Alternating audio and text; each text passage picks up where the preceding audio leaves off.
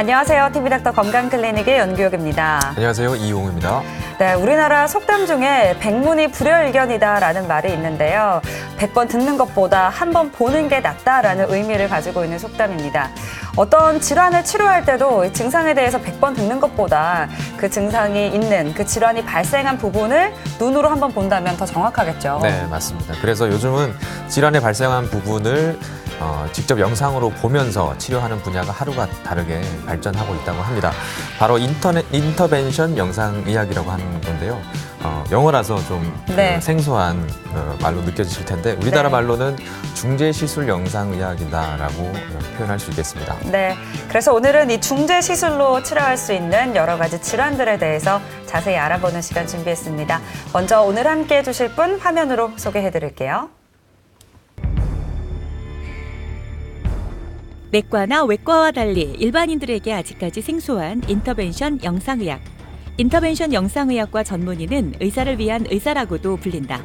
다른 진료 과목처럼 환자와 마주 앉아 진료하는 시간은 거의 없지만 각종 혈관 질환, 암 질환 수술을 할 때 없어서는 안 되는 존재이기 때문이다.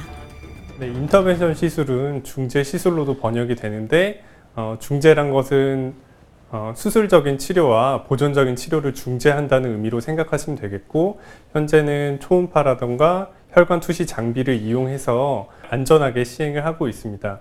인터벤션 시술은 크게 혈관계 시술과 비혈관계 시술로 나누는데, 혈관 시술은 대표적으로 동맥이 막힌 부분을 뚫어주는 역할을 하거나 아니면 출혈이 있는 병변 동맥을 막아주는 시술이 대표적이고, 비혈관계 시술 같은 경우에는 문제가 있는 소화기라던가 비뇨기 계통의 장기들을 호전시키는데 인터벤션 시술이 역할을 하게 됩니다. 인터벤션 영상의학은 약으로 치료하는 내과, 수술하는 외과의 장점을 취합해 환자를 치료한다. 수술대 위에 누운 환자의 영상 검사를 실시간으로 보면서 조직을 떼어내기도 하고 막힌 혈관을 뚫기도 한다. 수술한 뒤 혈액이나 고름이 고여 있으면 이전에는 수술을 해서 빼내야 했지만 지금은 인터벤션으로 간단하게 치료가 가능하다. 네, 이 환자분 같은 경우엔 59세 남한으로 지난주에 혈전이 혈액투석로에 차서 혈액투석을 받을 수 없는 상황이셨습니다. 그래서 저희는 초음파를 통해서 도관을 삽입했는데요. 도관을 삽입한 후에 이런 혈전을 빨아내는 카테터를 이용해서 혈액투석로에 있는 혈전을 모두 뽑아냈습니다. 풍선 카테터를 삽입한 후에 풍선 카테터를 통해서 좁아진 혈관을 모두 재개통시켰습니다. 풍선 카테터로 재개통시킨 이후에 남아있는 혈전을 카테터를 이용해서 다시 모두 제거하는 작업을 하였고, 최종적으로 혈전이 모두 제거되고 혈류가 재개통된 소견이 관찰이 됩니다. 환자분은 문제 없이 투석을 받고 현재 퇴원하신 상태입니다. 인터벤션 영상의학은 영상기기 발전의 영향을 많이 받을 수밖에 없다. 1990년대까지만 해도 심장이나 동맥을 CT로 찍은 것은 상상도 못했지만 지금은 머리부터 발끝까지 다 볼 수 있다. 병변의 정확한 좌표 확인도 가능하고 몇 센티미터를 들어가야 하는지, 어디로 들어가야 다른 혈관을 건드리지 않는지도 정확하게 확인이 가능하다. 네, 이 환자분 같은 경우에는 폐렴의 합병증으로 인한 늑막염으로 폐에 물이 고이면서 그것이 폐에 극심한 통증을 일으켰던 환자분입니다. 환자분 같은 경우에 통증으로 인해서 눕지도 못하고 앉지도 못하시는 상황이었는데, 이제 인터벤션 시술이 나오기 전까지는 진통제를 쓰면서 저절로 흉수가 호전되길 기다렸지만 현재는 적극적으로 도관을 이용해서 흉곽에 삽입을 하면 그 흉수를 하루 이틀이면은 제거할 수 있기 때문에 밖으로 빼주면 환자 통증이 아마도 며칠 있으면 가라앉을 겁니다. 영상의학의 기본인 X선은 항생제, 마취 등과 함께 세상을 바꾼 10대 의학 발견의 하나일 정도로 의학 발전에 중대한 역할을 했다. 더구나 이제는 진단을 넘어 치료의 영역에도 발을 들였다. 치료를 위한 또 다른 손상을 줄이고 회복을 빠르게 하는 인터벤션 영상의학. 시간이 흐를수록 치료에서 영상의학이 차지하는 부분은 보다 늘어날 것으로 보인다. 인터벤션 영상의학은 현재 장기를 불문하고 혈관이나 비혈관 혹은 소화기라던가 비뇨기, 림프계 등 접근할 수 있는 모든 우리 몸의 장기와 병변을 대상으로 하고 있습니다. 그래서 과거까지는 수술이나 보존적인 치료에만 의존해 왔던 질병들을 현재 많은 부분이 인터벤션 시술을 통해서 환자분들이 도움을 받고 있습니다. 현재도 많은 새로운 시술이 나오고 더 좋은 기구와 진단 장비들이 나오기 때문에 점점 더 시술의 안전성이나 효과들도 증가하고 있는 실정입니다. 그리고 또한 환자분들이 점점 더 이제 수술이나 그런 위험한 시술보다는 좀 더 흉터가 적고 입원 기간도 적고 고통이 적은 인터벤션 시술의 장점은 모든 환자에 적용될 수 있는 것이기 때문에 앞으로도 점점 더 많은 환자분들 그리고 많은 분야에서 이루어질 것이라고 생각이 됩니다. 인체의 혈관계, 비혈관계 장기에 이상이 발생했을 때 이를 치료하기 위해 피부를 통해 최소한의 방법으로 미세한 바늘을 통해 모든 시술을 할 수 있는 인터벤션 영상의학. 오늘 TV닥터 건강클리닉에서는 영상의학과 전문의 안선준 과장과 함께 진단에서 치료까지 가능한 중재시술, 인터벤션 영상의학에 대해 알아본다.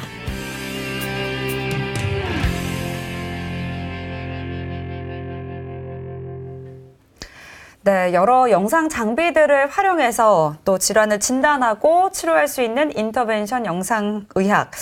사실 이제 용어도 그렇고요. 좀 우리에게는 생소한 의학 분야가 아닐까 싶습니다. 네, 아무래도 그렇죠. 그런데 요즘 인터벤션 영상의학 분야가 하루가 다르게 변화하고 있다고 합니다. 네. 질환을 진단하고 치료하는 데 있어서 수술만큼이나 중요하게 역할을 하고 있다고 합니다. 네, 어떤 질환을 이 중재시술로 치료를 할 수 있는지 궁금한데요. 화면으로 소개해드렸던 안선준 과장 스튜디오에 함께하고 있습니다. 과장님 어서 오세요. 안녕하세요. 네, 반갑습니다. 인터벤션 영상의학, 사실 저도 이제 뭐 의학 프로그램을 진행하긴 하지만 좀 생소한 분야긴 하거든요. 어떤 분야를 말하는지 설명을 좀 부탁드리겠습니다. 네, 인터벤션이란 말은 우리말로 직역한다면 중재라고 번역이 됩니다. 그래서 인터벤션 시술을 중재 시술이라고 부르는 병원도 있습니다.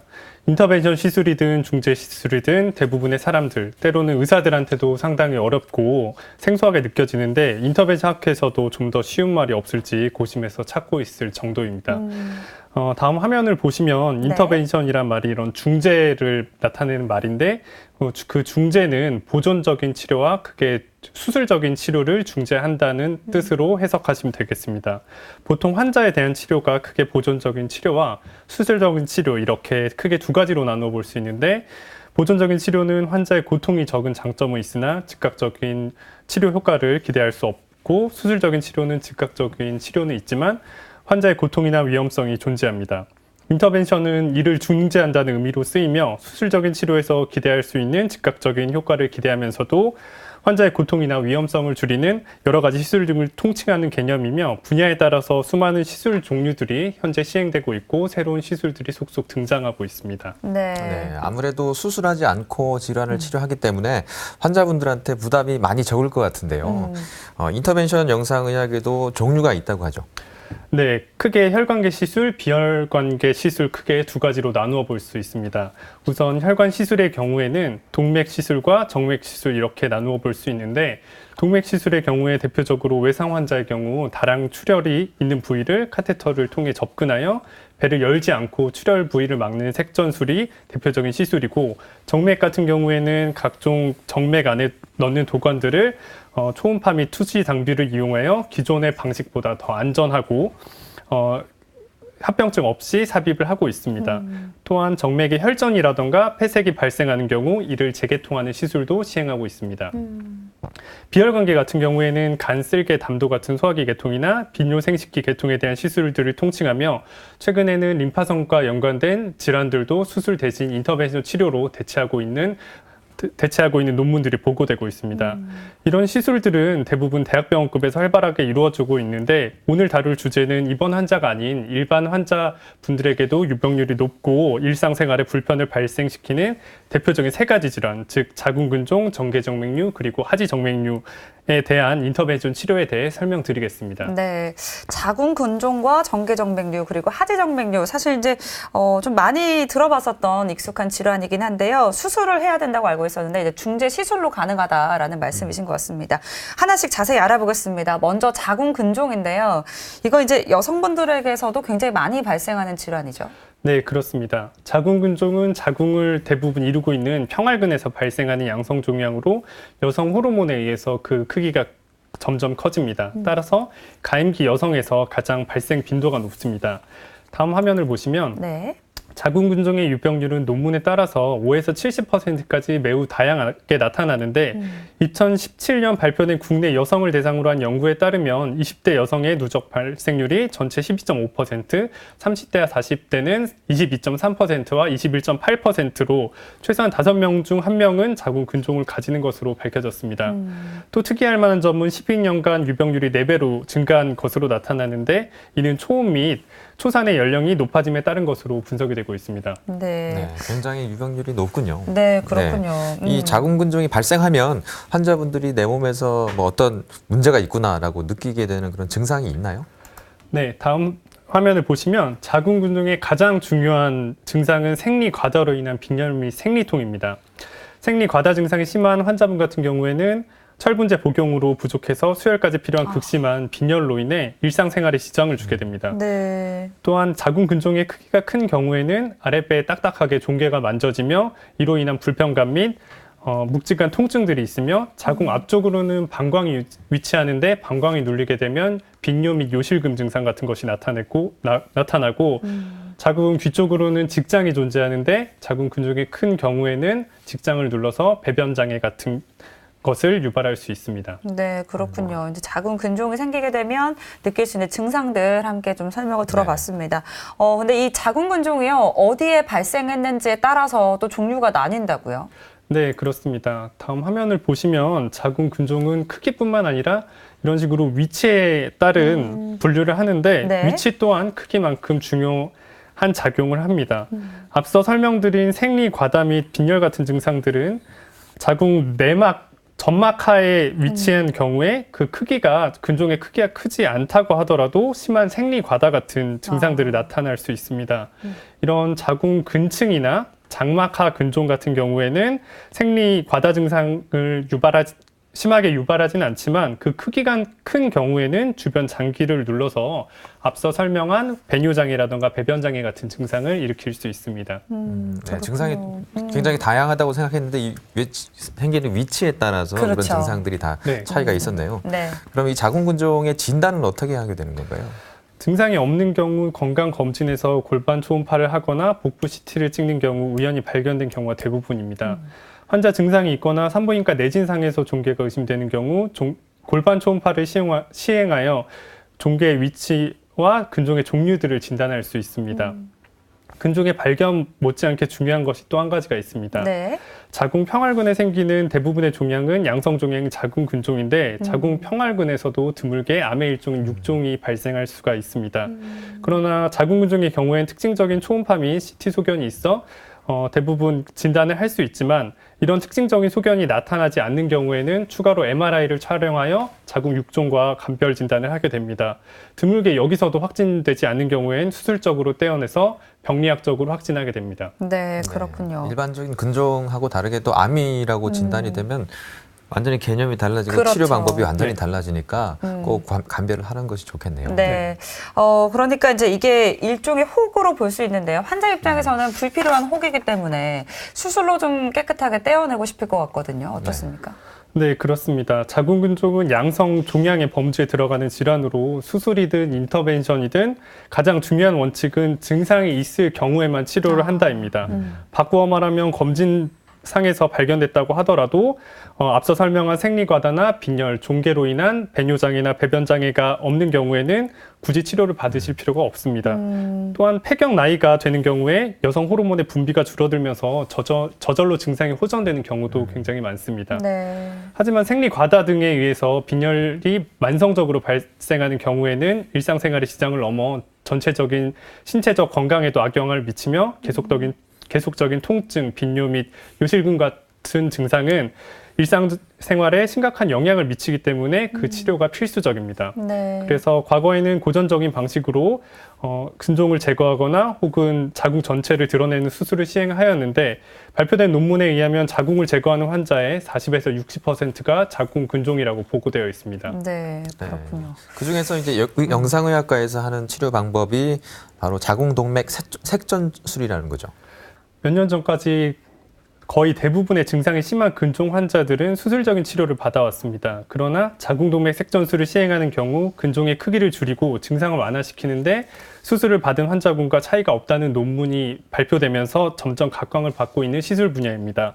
자궁동맥 색전술이란 대퇴종맥을 천자하여 미세 카테터를 이용해 자궁동맥까지 접근하여 자궁동맥에 선택적으로 색전 물질을 주입하여 자궁 근종을 괴사 및 크기 감소를 시키는 시술입니다. 그림에서 보다시피 네. 자궁동맥으로 미세 카테터가 접근하여 색전 물질을 주입하게 되면 혈류량이 많은 자궁 근종 쪽으로는 색전 물질이 상대적으로 더 많이 흘려가서 혈류를 차단하게 되는데 일반 자궁 조직 같은 경우에는 혈류 요구량이 적고 주변 다른 혈관에서도 격과지 순환을 통해서 혈류를 공급받지만 혈류 요구량이 많은 자궁 근종은 이렇게 혈류를 차단하게 되면 괴사를 일으키게 되고 점점 그 크기가 감소하게 됩니다. 네, 그렇군요. 이제 자궁 동맥 색전술을 이용해서 이제 치료를 하게 되는 건데 실제 환자 예가 준비되어 있죠. 예, 다음 슬라이드를 보시면 네. 다음 환자의 경우 크기가 매우 큰 근종으로 인한 생리 과다 및 하복부의 묵직한 통증을 호소한 환자분이신데 네. 오른쪽 대퇴부 동맥을 통해 시행한 자궁 조영술에서 전체적으로 자궁 동맥의 크기가 굵어져 있으며 양측 자궁 동맥을 통해서 이런 구형의 매우 큰 근종으로 혈류가 공급되는 것이 관찰이 됩니다.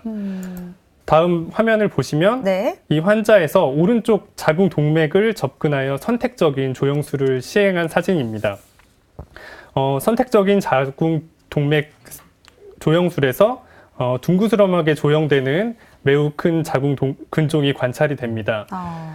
미세 색전 물질을 주입한 후에 혈류가 차단된 모습이며 이런 식으로 혈류가 약간 남아있는 모습을 보는데 혈류를 완전히 차단하게 되면 혹시 모를 정상 조직의 괴사 가능성이 있기 때문에 일부러 조금 혈류는 남겨놓게 됩니다. 네. 다음 화면에서 시술 전후로 골반 조영술을 보시면 시술 전에는 자궁 쪽으로 가는 굵은 자궁 동맥이 관찰이 되지만 시술 후에 자궁으로 가는 자궁 동맥이 양측 모두 차단되신 것을 볼 수 있습니다.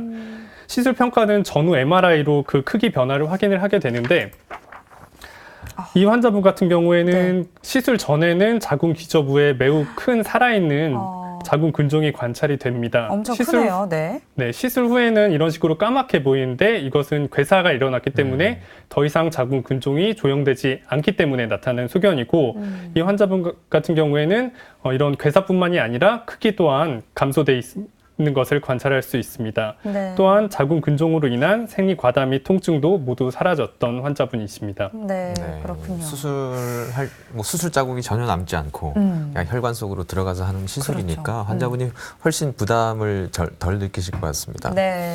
근데 이게 완전히 떼내는 게 아니니까 뭐 효과가 얼마나 좋을까 이 의문을 품는 분들도 많이 있으실 것 계시겠죠. 같아요. 네. 시술 효과가 어느 정도인가요? 네, 앞서 설명해 드린 대로 자궁 근종은 암이 아니기 때문에 그것을 모두 제거하는 데 목표가 있는 것이 아니라 증상을 완화시키는 데 목적이 있습니다. 보통 치료 효과를 MRI로 평가하는데 시술 이후 추적 관찰하게 되면 보통 직경이 40에서 60% 정도로 감소하게 되고 용적은 이것보다 더 많이 감소하게 됩니다. 보통 이 정도 크기 감소만으로 대부분의 증상은 호전이 되고 수술과 자궁 동맥 색전술의 효과만 놓고 봤을 때 이를 비교한 논문에서도 그 두 군 간의 차이가 없다는 것이 많이 보고되었습니다. 그래서 현재 심한 자궁 근종 환자에서 자궁 동맥 색전술의 효과는 심평원에서 인정을 받아서 수술과 동일하게 보험 혜택까지 보실 수 있습니다.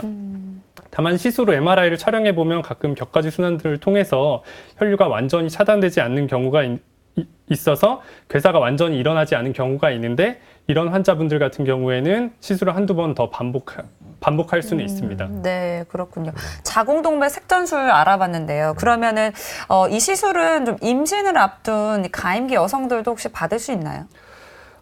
지금까지 논문의 보고에 의하면 자궁동맥 색전술을 시행해도 임신에 영향을 미치지 않았다는 보고가 지배적입니다. 네. 그러나 자궁동맥 색전술은 기본적으로 자궁동맥으로 가는 혈류를 차단하는 시술이기 때문에 일반 자궁조직까지 완전히 영향이 없을 거라고 확신할 수가 없습니다.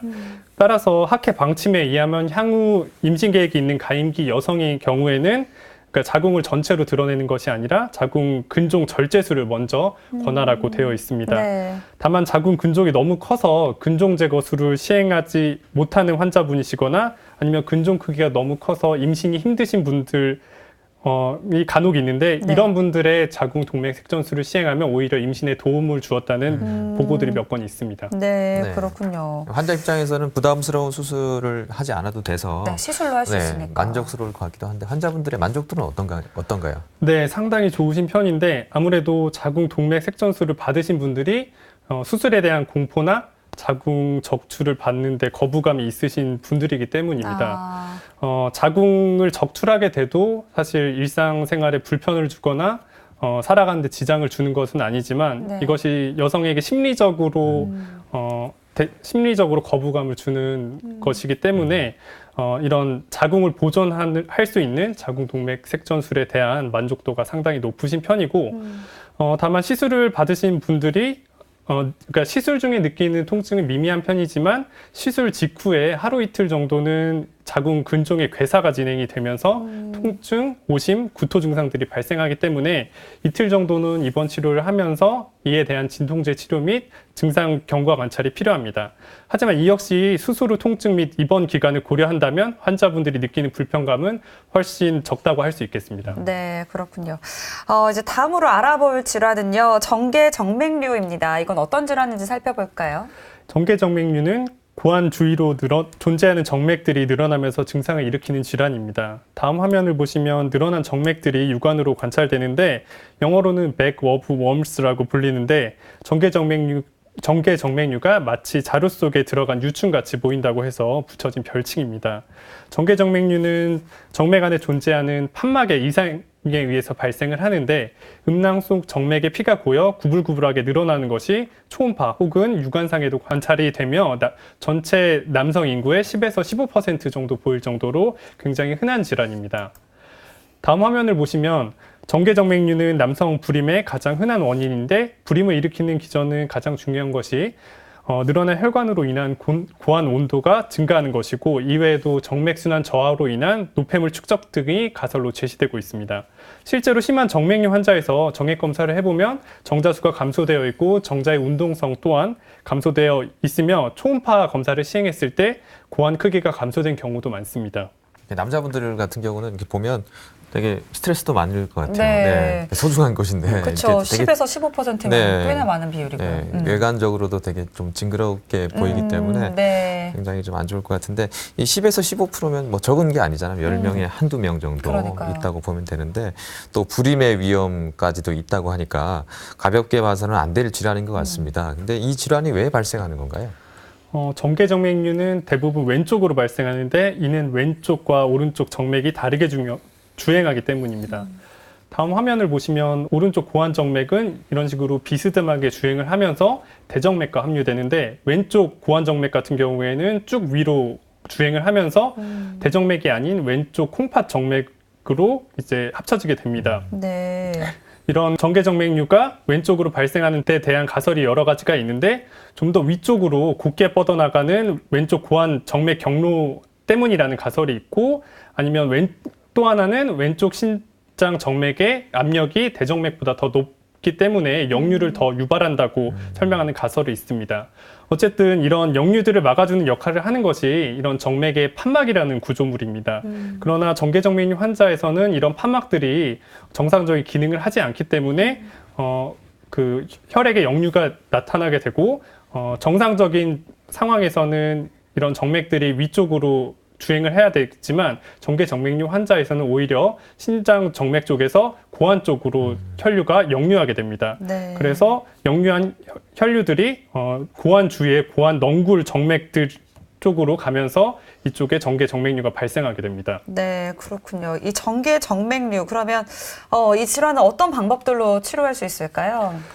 지금까지 대부분 심한 정계정맥류 환자들은 수술로 치료를 받아왔습니다. 심부에 존재하는 고환정맥은 접근하기 힘들기 때문에 주로 서해부에 2에서 3cm 정도 절개를 하고 고환정맥이 고환 주위 넝굴정맥으로 들어가는 부위를 결찰하여 역류를 방지하는 방식입니다.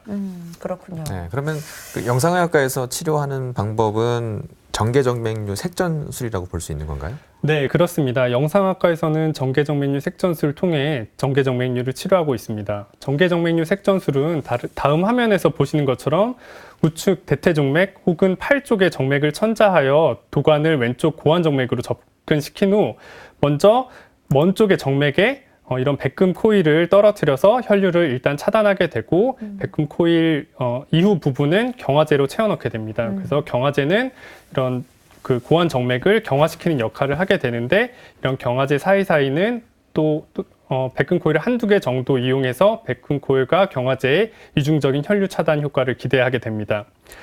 예전에는 이런 고환 정맥 전장에 걸쳐서 수십 개의 코일을 이용한 방식을 사용했었는데 이 경우에는 코일을 수십 개 사용하기 때문에 시술료가 굉장히 비싸지게 됩니다. 하지만 이런 최근에는 경화제를 사용하게 되면서 코일을 두세 개 정도만 사용하면서 동일한 효과를 기대하고 시술료 또한 예전에 비해서는 많이 저렴해졌습니다. 그렇군요. 그렇다면 이제 수술이랑 비교했을 때 어떤 장점들이 있나요?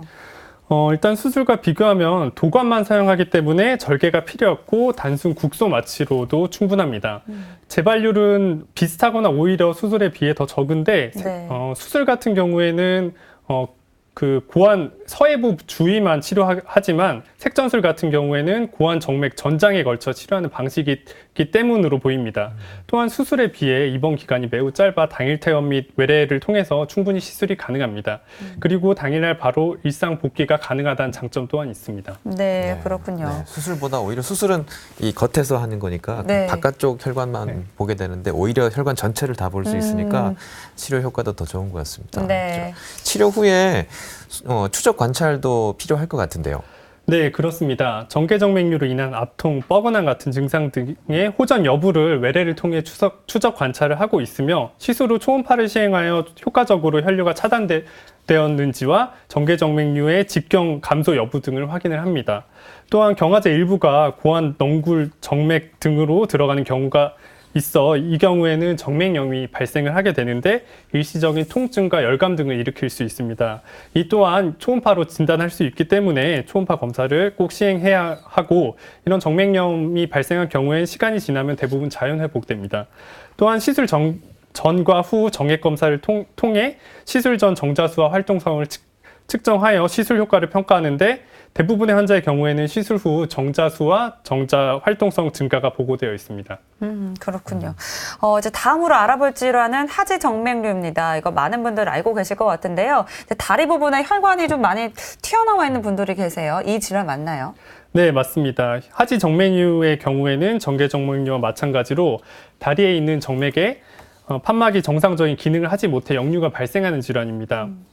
사진으로 보시다시피 역류가 심하지 않을 때는 피하에 있는 말초 혈관들이 울긋불긋하게 보이지만 치료를 하지 않고 우려이 진행되는 경우에는 이것들이 점점 선명해지다가 점점 진행되면 뱀처럼 구불구불하게 보이면서 육안으로도 관찰되게 됩니다. 네. 하지 정맥류는 다음과 같이 혈류가 정상적으로 위쪽으로 올라가지 못하여 계속 하지에 머물거나 역류를 하게 되는데 이에 따라 다리가 무겁고 부종이 발생하면서 다리에 피로를 많이 느끼게 됩니다.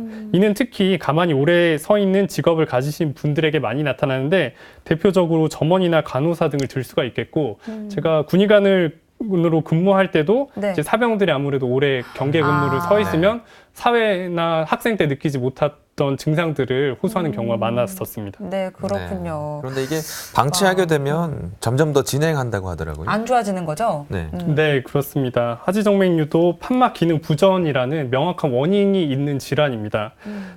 또한 치료를 받지 않으면 저절로 판막 기능이 호전되지 않고 정맥류 또한 계속 진행하게 됩니다.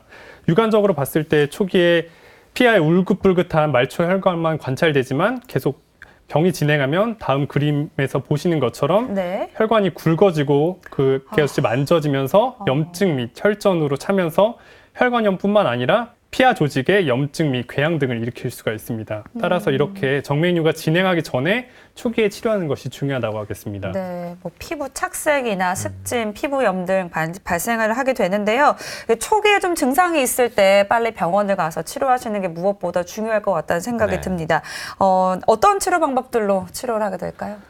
초기 정맥류가 미미하고 증상이 심하지 않으면 초음파 검사상에 시행했을 때 판막 기능에 비교적 큰 문제가 없으신 환자분들 같은 경우에는 보조적인 치료로 압박 스타킹을 신게 되는데, 압박 스타킹은 정맥 순환을 촉진하여 증상을 완화하고 정맥류 진행을 억제하는 효과가 있습니다. 그러나 어느 정도 하지 정맥류가 진행하고 초음파상에서 명확한 판막 기능 부전이 보이는 경우에는 적극적인 치료가 필요합니다. 과거에는 대부분 수술로 절개를 하여 정맥류를 뜯어내거나 스트리핑이라고 해서 국소절개 후 정맥을 뜯어내는 시술을 했습니다.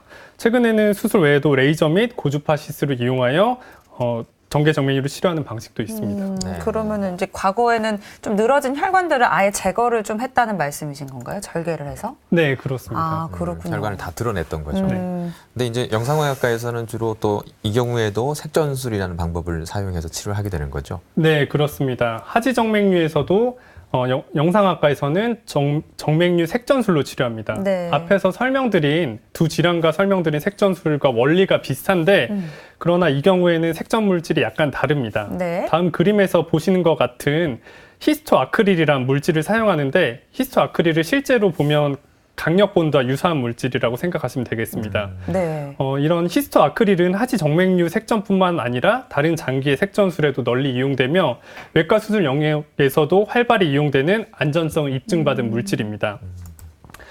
다음 그림을 보시면 히스토아크릴이 채워져 있는 도관을 초음파를 이용하여 다리 아래쪽에 혈관으로 삽입한 후에 네. 역류가 가장 호발하는 대퇴정맥과 피하정맥의 접합부까지 위치시키고 천천히 피하 정맥을 본드로 붙인다고 생각하시면 됩니다.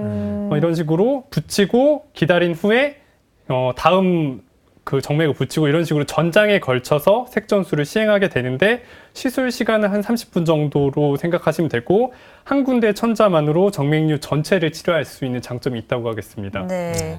히스토아크릴이라는 약간 강력본드라고 생각을 네. 하면 된다라고 그래서 설명하셨어요. 처음에 강력본드라고 말씀하시길래 아니 본드가 몸 안에 들어가도 될까 괜찮나 했는데 이제 수술 영역에서 아주 많이 사용되고 있고 안정성이 입증된 네. 물질이라고 하니까요. 그렇게 불안해하실 필요는 없을 것 같습니다. 네, 맞습니다. 그 본드로 혈관을 다 이렇게 붙여버리는 거죠. 붙인다고 생각하시면 되고 네. 이것이 꼭 저희 과에서만 쓰는 게 아니라 외과라던가 다른 피하나 복강 내에서 써도 전혀 문제가 없다고 안전성을 인정받은 물질입니다. 네, 네. 그렇군요. 이 하지 정맥류의 경우에는 치료 방법이 굉장히 다양하던데요. 색전술을 했을 때 장점이 있을까요? 일단 수술에 비해서 통증이나 절개 등이 필요 없기 때문에 환자분이 느끼는 불편이나 통증이 없다는 것이 장점으로 들 수 있겠습니다. 수술 외에 고주파나 레이저 같은 경우에는 절개가 필요 없다는 것이 동일하지만, 고주파나 레이저 같은 경우에는 바로 혈관이 막히는 것이 아니기 때문에 바로 3에서 4주간 압박 스타킹을 착용해야 된다는 불편감이 있고, 환자분에 따라 차이는 있지만 시술 시 통증을 일으키는 경우가 있습니다. 그러나 색전술 같은 경우에 시술 시 통증이 없으며 즉각적인 혈관 차단 효과로 인해 압박 스타킹 착용이 불필요하다는 장점이 있습니다. 그러나 기구가 앞서 설명드린 방식보다는 약간 더 비싼 편이고, 일부 환자 같은 경우엔 색전 물질 주입 후에 며칠간 통증보다는 불편감 등을 호소하는 경우가 간혹 있습니다. 네, 그렇군요. 알겠습니다. 즉각적인 그리고, 효과가 또 장점이고요. 그렇죠. 네. 또 간단하게 할 수 있고 시술 시간은 보통 어느 정도 소요되는 건가요? 보통 한 30분 정도 소요되고, 시술 후에 바로 걷거나 네. 일상생활을 하는데 전혀 지장이 없으십니다. 아, 네. 그렇군요. 그래서 외래를 통해서도 시술할 수 있다는 것이 그날 장점입니다. 시술하고 또 그날 퇴원하실 수 있는 아주 간단한 네, 시술이군요. 가장 큰 장점일 것 네. 같고요. 네. 그리고 외상으로 인해서 이게 몸 안에서 출혈이 발생했을 때도 역시 색전술이 필요한 경우가 있다고 하는데요. 어떤 경우인가요? 원칙적으로 증상 혹은 CT상으로 명확하게 확인된 다량의 동맥성 출혈의 경우에는 부위에 상관없이 색전술에 적응증이 됩니다. 저는 작년에 대학병원에 근무하면서 수많은 외상 환자 케이스를 경험했는데, 대표적인 경우를 들어보면 교통사고 환자에서 흔하게 발생하는 하는 골반 골절로 인한 골반 동맥의 출혈 같은 경우에 예전에는 골반 상처 안으로 거즈 등을 패킹하고 저절로 멈출 때까지 기다리거나 수술 등으로 이를 지혈했습니다. 네. 하지만 현재는 앞서 설명드린 자궁동맥 색전술과 비슷한 원리로 혈관 조영술을 시행한 후에 출혈이 있는 혈관들을 찾아내고 이 해당하는 혈관을 색전 물질로 막아서 환자가 출혈로 인해 사망하거나 중태에 빠지는 것을 방지하는 역할을 합니다. 이외에도 외상으로 인한 복강 내 출혈, 간이나 비장, 신장 같은 복부 장기의 출혈도 모두 색전술의 적응증이 됩니다. 아, 그렇군요. 복강대 출혈에도 이제 사용이 네. 된다고 네. 하시고요. 그리고 이제 요즘에는 뭐 암 같은 경우, 특히나 이제 간암일 경우에는 색전술을 통해서 항암 치료를 할 수 있다라고 하는데 어떤 경우인가요? 네, 간 같은 경우에는 굉장히 특이한 장기인데 보통 복부에 있는 장기는 동맥에 의해 혈류 공급을 받는데 네. 간 같은 경우에는 간동맥뿐만이 아니라 간 문맥이라는 정맥 구조물에 의해서도 혈액 공급을 받습니다. 따라서 간으로 간 동맥을 색전술로 차단하게 된다고 하더라도 간문맥에서 오는 혈류가 있기 때문에 정상 간 조직이 괴사하지 않고 손상을 최소화할 수 있습니다. 그러나 간암 조직 같은 경우에는 주로 간동맥에서만 혈액 공급을 받기 때문에 색전 물질과 항암 물질을 섞어서 해당 간동맥에 주입하게 되면 색전 효과와 더불어 항암 물질이 간암 조직 속에 오래 머무르며 간암을 괴사시키게 됩니다. 수술 같은 경우에 초기 간암 환자에서 간암을 완치를 기대할 수 있는 장점은 있지만 간암 환자 같은 경우에는 대부분 간경화를 동반하고 있어 이미 간 기능이 떨어진 경우가 대부분입니다. 그래서 이럴 경우에 수술을 시행하게 되면 더더욱 간 기능이 떨어져서 환자가 위험해지는 경우가 있습니다.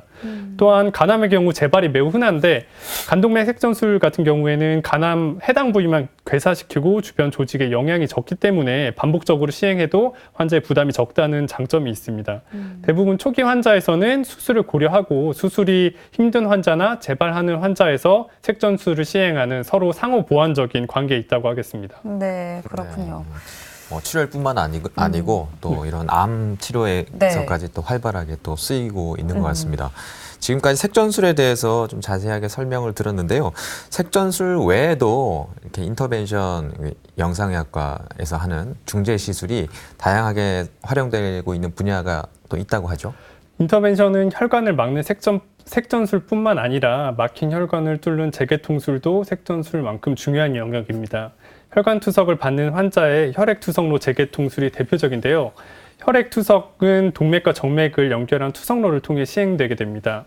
아무래도 동맥과 정맥을 인위적으로 연결시켜 놓으면 그 두 피가 섞이게 되고 반복적으로 투석을 하면서 주사로 해당 부위를 반복적으로 찌르기 때문에 이 부위에 염증이 반복적으로 발생을 하고 투석로가 폐색이 진행이 되게 됩니다. 최근에는 이렇게 혈액 투석로 부전 혹은 폐색이 발생한 경우에 대부분 인터벤션 시술을 통해 재개통술을 받는데 혈액 투석로에 도관을 삽입한 후 풍선 카테터란 것을 통해서 막힌 혈관을 확장시키고 원래 혈류를 수술 없이 재개통시키는 시술입니다. 혈액 투석 환자 같은 경우에는 일주일에 3번, 그리고 길게는 10에서 20년 동안 혈액 투석을 받으시는데 그러다 보면 항상 혈관이 막히는 위험성이 있기 때문에 항상 저희 과는 환자분들이 투석을 받는데 문제가 발생하지 않도록 투석실과 연계하여 혈관 투석로 관리를 위해 최선을 다하고 있습니다. 네. 투석 환자분들에 있어서는 그 투석로가 일종의 생명줄 그렇죠. 같은 거거든요. 거기에 막히면은 투석을 못 하게 되고 그러면은 뭐 돌아가실 수 있는 그런 위험성이 크기 때문에 네. 그런 생명로를 열어주는 역할을 한다고 보면 되겠네요. 네. 그렇습니다. 오늘 이제 과장님 말씀 들어보니까 이 인터벤션 영상의학 앞으로도 발전이 무궁무진할 것 같다라는 생각이 드는데요. 이 인터벤션 영상의학으로 치료할 수 있는 질환들 앞으로 더 다양해지겠죠? 네, 제가 오늘 설명드린 내용 외에도 수많은 영역에서 인터벤션 시술이 시행되고 있고 또한 새로운 시술들이 해마다 보고되고 있습니다. 이렇게 인터벤션 시술이 활발해지는 것은 물론 기구들이 점점 좋아지고 새로운 기구들이 출시되는 것도 있지만 궁극적으로는 좀 더 고통을 줄이고 되도록 빨리 퇴원을 바라는 것은 모든 환자분 및 저희 의사들의 바람이기 때문입니다. 아직 인터벤션이란 것이 대부분의 환자분들에게 낯선 영역이지만 오늘 기회를 통해 좀 더 친숙하고 관심을 가지는 계기가 됐으면 하는 바람입니다. 네, 오늘은 중재시술 인터벤션 영상의학에 대해서 자세히 알아봤습니다. 앞으로 좀 더 많이 발전해서 환자분들이 부담 없이 좀 시술로 치료가 가능해졌으면 좋겠습니다. 과장님 오늘 말씀 감사합니다. 감사합니다. 네, 그동안 이제 영상의학이라는 분야는 그 발생된 질환을 그냥 찍어서 판독만 하는 분야로 알고 있었는데요. 오늘 설명을 들어보니까 이제 그냥 판독에서 벗어나서 직접 치료를 하고 있었습니다. 네, 이런 첨단 영상의학 장비를 이용해서 네. 최소 침습으로 수술 없이 치료하는 인터벤션 영상의학. 앞으로 또 어떤 모습으로 발전하게 될지 가장 기대가 되는 의학 분야가 아닐까 싶습니다. 네, TV닥터 건강클리닉 오늘 여기까지고요. 저희는 다음 이 시간에 다시 찾아뵙겠습니다. 고맙습니다.